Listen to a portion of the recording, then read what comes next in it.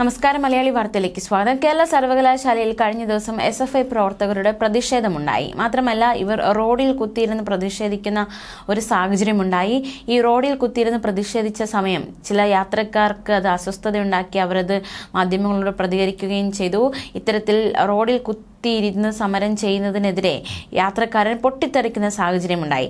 SFIക്കാർക്ക് എന്തുമാകാമെന്നോ, ജനങ്ങൾ എന്താ കഴുതകളോ, പിള്ളാരെയും കൊണ്ട് നിൽക്കുമ്പോഴാണോ അഹങ്കാരം കാണിക്കുന്നത്, SFI എന്ന് പറഞ്ഞ് എന്ത് പോക്രിത്തരവും കാണിക്കാമെന്നാണോ എന്നതടക്കമുള്ള ഒരു പ്രതികരണമായിരുന്നു ഒരു യാത്രക്കാരൻ കഴിഞ്ഞ ദിവസം മാധ്യമങ്ങളോട് നടത്തിയത്. അതേസമയം സെനറ്റ് അംഗങ്ങളെ സത്യപ്രതിജ്ഞ ചെയ്യാൻ അനുവദിക്കണമെന്നാവശ്യപ്പെട്ട് സർവകലാശാല ഗേറ്റിന് മുന്നിൽ SFI ജില്ലാ കമ്മിറ്റിയുടെ നേതൃത്വത്തിൽ പ്രതിഷേധം സംഘടിപ്പിക്കുകയായിരുന്നു. ഈ SFI പ്രവർത്തകർ ഇത്തരത്തിൽ പ്രതിഷേധിച്ചവരെ പോലീസ് അറസ്റ്റ് ചെയ്ത് നീക്കിയിരുന്നു. 2 അസിസ്റ്റന്റ് കമ്മീഷണറുടെ നേതൃത്വത്തിലായിരുന്നു പ്രവർത്തകരെ അറസ്റ്റ് ചെയ്ത് നീക്കിയത്. കേരള സർവകലാശാല വൈസ് ചാൻസലർ മോഹനൻ കുന്നുമലിനെ RSS മേധാവി മോഹൻ ഭാഗവതിനോട് SFI ഉപമിച്ചുകൊണ്ടുള്ള പ്രതിഷേധമാണ് നടത്തിയത്.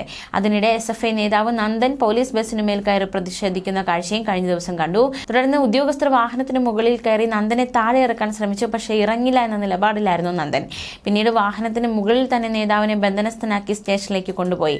പ്രതിഷേധക്കാരെ അറസ്റ്റ് ചെയ്ത് നീക്കിയതിന് പിന്നാലെ മറ്റു പ്രവർത്തകർ സർവകലാശാലയ്ക്ക് മുന്നിൽ ഉപരോധം തുടർന്നു. സംസ്ഥാന അധ്യക്ഷൻ PM ആർഷോ സ്ഥലത്തെത്തിയിരുന്നു. തെരഞ്ഞെടുക്കപ്പെട്ട കേരള യൂണിവേഴ്സിറ്റി യൂണിയനെ വൈസ് ചാൻസലർ സത്യപ്രതിജ്ഞ ചെയ്യാൻ അനുവദിക്കുന്നില്ലെന്നാരോപിച്ച് SFI ജില്ലാ കമ്മിറ്റിയുടെ നേതൃത്വത്തിൽ കേരള യൂണിവേഴ്സിറ്റി സബ് സെന്ററിലേക്ക് കഴിഞ്ഞ ദിവസം നടത്തിയ മാർച്ചിലും ഇത്തരത്തിൽ സംഘർഷം ശക്തമായിരുന്നു. സംഘർഷത്തിനിടയിൽ SFIയുടെ സമര പന്തലടക്കം പോലീസ് ഇടപെട്ട് പൊളിച്ചു നീക്കുകയുണ്ടായി. മെയിൻ ബ്ലോക്കിന്റെ കവാടത്തിൽ ബാനർ ഉയർത്തിയതോടെയാണ് പ്രശ്നങ്ങൾക്ക് തുടക്കമായത്.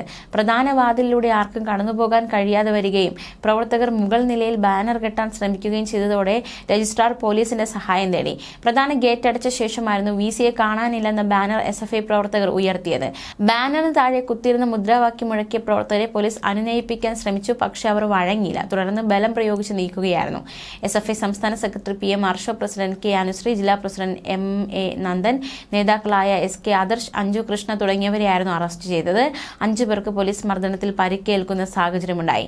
സമരം തുടങ്ങി 13 ദിവസം കഴിഞ്ഞാണ് പോലീസ് ഇന്നലെ സമരപ്പന്തൽ നീക്കിയത്.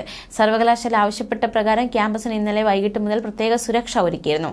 എന്തായാലും ഇന്ന് SFIയുടെ നേതൃത്വത്തിൽ സർവകലാശാല ആസ്ഥാനത്തേക്ക് മാർച്ച് നടത്തും. അതേസമയം തിങ്കളാഴ്ച ഉച്ചയ്ക്ക് 1:15 VCയുടെ മുറിയിലേക്ക് അതിക്രമിച്ച് കയറിയ SFI പ്രവർത്തകർ 2 മണിക്കൂറോളം ഓഫീസ് ഉപരോധിക്കുന്ന സാഹചര്യമുണ്ടായി. 4 പേരെ കന്റോൺമെന്റ് പോലീസ് അറസ്റ്റ് ചെയ്തിരുന്നു.